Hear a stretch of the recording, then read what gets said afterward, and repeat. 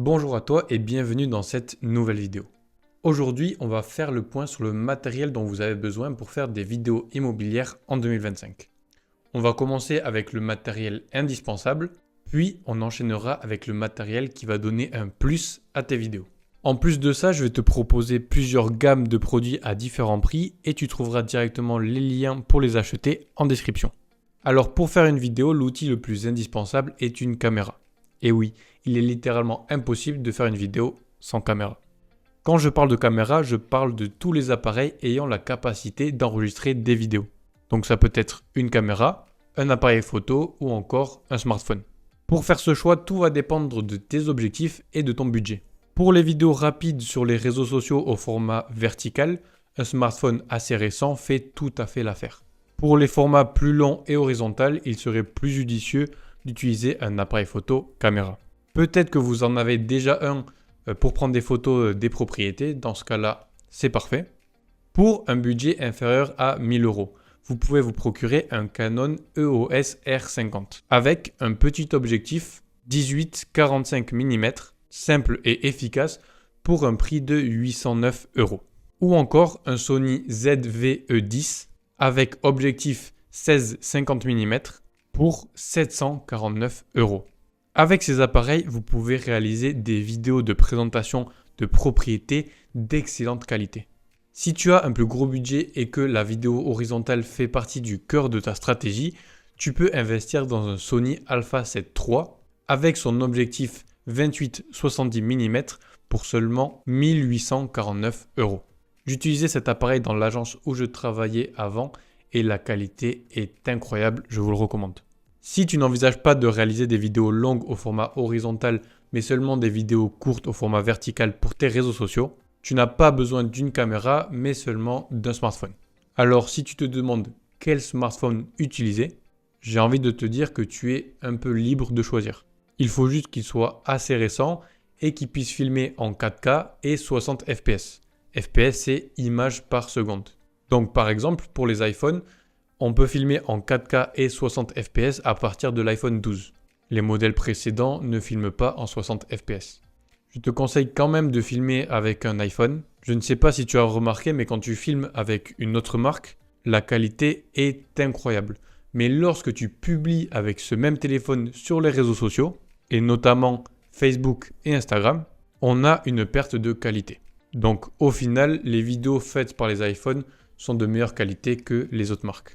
Passons maintenant à un autre outil. On vient de parler de qualité d'image, on va maintenant parler de qualité sonore. Que ce soit pour les formats horizontaux ou les formats verticaux, tu as besoin d'une très bonne qualité sonore. C'est limite plus important que la qualité d'image. Regarde, là je te parle avec le micro intégré dans ma caméra. La qualité n'est pas terrible, tu ne resterais pas longtemps sur une vidéo avec cette qualité sonore. Et là, je parle avec la qualité de mon micro. C'est bien plus agréable pour tes oreilles. C'est pour ça que pour tes vidéos, tu as besoin d'un micro sans fil de haute qualité. Sans plus attendre, je te conseille le DJI Mic Mini 2 qui est sorti il y a quelques mois. Il a un rapport qualité-prix exceptionnel et son gros avantage, c'est sa réduction de bruit. Je vais juste ici te montrer un exemple. This is what the audio sounds like with noise cancellation turned off. And this is what the audio sounds like with the noise cancellation turned on. Avec ce micro, tu peux faire des vidéos sans te préoccuper du bruit qu'il y a autour de toi. Tu peux présenter un quartier par exemple ou un bien qui est en travaux. En plus, le micro est super petit, compact et discret. Il pèse environ 10 grammes et a une autonomie de 10 heures. Et si tu l'achètes avec son boîtier de recharge, il atteint une autonomie de 48 heures. Le micro seul coûte 59 €. C'est parfait si tu tournes des vidéos seul et seulement au format vertical. Sinon, tu as la possibilité d'acheter le boîtier de recharge plus 2 micros plus un récepteur pour 169 €. Le récepteur, il te sert à le brancher à une caméra ou à un téléphone avec un adaptateur pour recevoir directement le son que capte le microphone dans la vidéo. Ce microphone est mon coup de cœur pour l'immobilier, il répond à tous les critères. Il est discret, a une bonne autonomie, il est simple à utiliser et il offre une excellente qualité. Tout ça pour un prix très abordable. Si tu cherches quelque chose d'encore moins cher, je peux te conseiller le Holyland Lark M1. Un micro-cravate sans fil avec un des meilleurs rapports qualité-prix. Le microphone seul est à 39 €. Sinon, comme pour le DJI, tu peux avoir la boîte de recharge plus deux microphones plus un récepteur que tu peux brancher à tous les appareils pour seulement 69 €. À ce prix, tu ne trouveras rien de mieux.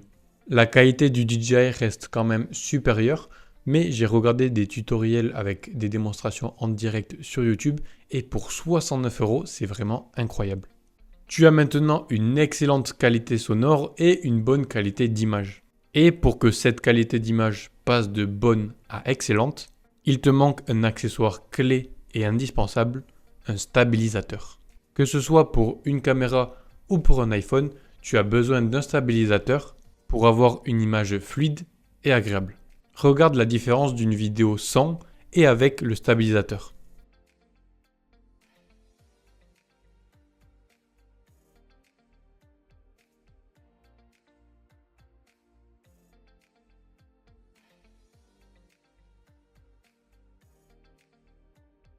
Le stabilisateur te permet de filmer sans secousse, de faire des plans fluides, mais surtout de filmer droit.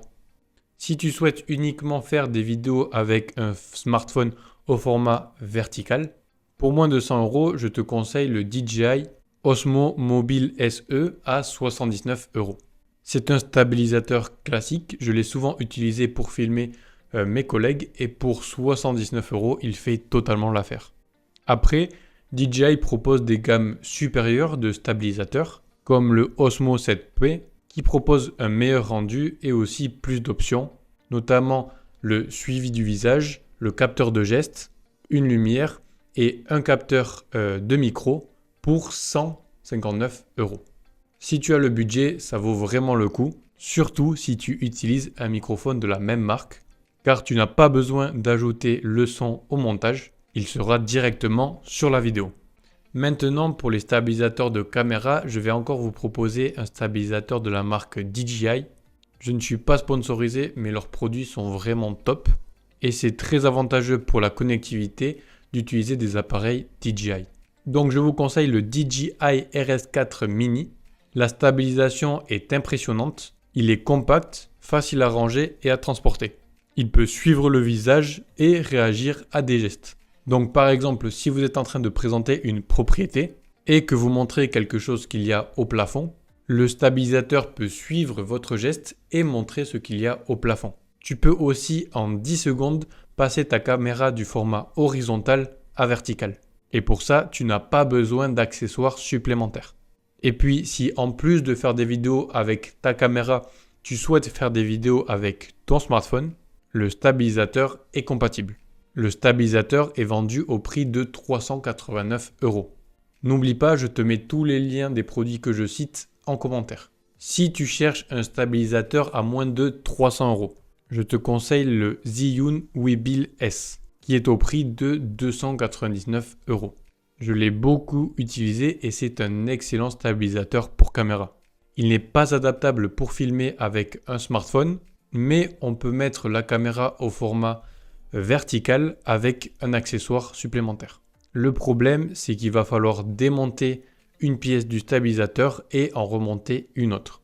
On a fini avec les accessoires indispensables pour réaliser des vidéos immobilières de très bonne qualité. Maintenant, on va passer sur du matériel bonus. Le premier, c'est le drone. Il va te permettre de faire des points de vue du ciel de tes propriétés. Ça peut vraiment rajouter quelque chose d'unique et de captivant à la vidéo pour les biens exceptionnels. Je pense notamment par exemple à un bien face à la mer où tu vas poser le drone sur le lit et le laisser s'envoler en passant par la baie vitrée vers la mer. Aussi, tu peux le faire avec des biens qui ont des vues sur des monuments ou encore des maisons avec un terrain immense. Au Brésil, il y a des agences qui ne filment pas avec des caméras, mais toutes leurs vidéos se font avec un drone. Le drone se balade entre l'intérieur et l'extérieur de la propriété en passant par des fenêtres, des baies vitrées, des terrasses, etc. Mais pour faire ça, il faut des biens avec des grands espaces et ouverts sur l'extérieur. Si tu veux un drone, je te conseille encore une fois la marque DJI avec des drones qui filment en 4K et qui commence au prix de 292 €. Le prix va ensuite augmenter suivant les options que tu souhaites. Ça peut aller jusqu'à plus de 1200 €. Dernier accessoire de cette vidéo, si tu fais des visites de propriété et que tu te filmes un peu en vlog, il peut arriver parfois qu'il y ait peu de lumière due à la météo ou bien au bien que tu es en train de présenter. Donc pour ça, tu peux acheter une petite lumière LED que tu peux accrocher en haut de ta caméra ou bien mettre au-dessus de ton smartphone. Je t'en mets un dans la description qui est compatible avec tous les appareils et qui coûte seulement 30 €. On arrive à la fin de cette vidéo. Si tu souhaites générer plus d'estimation et obtenir des prospects qui souhaitent vendre ou acheter une propriété, n'hésite surtout pas à réserver un appel avec nous via le premier lien dans la description. Si cette vidéo t'a plu, laisse un like et abonne-toi pour ne louper aucune vidéo en marketing immobilier. C'était Léopold de chez Meledia Media et je vous dis à bientôt.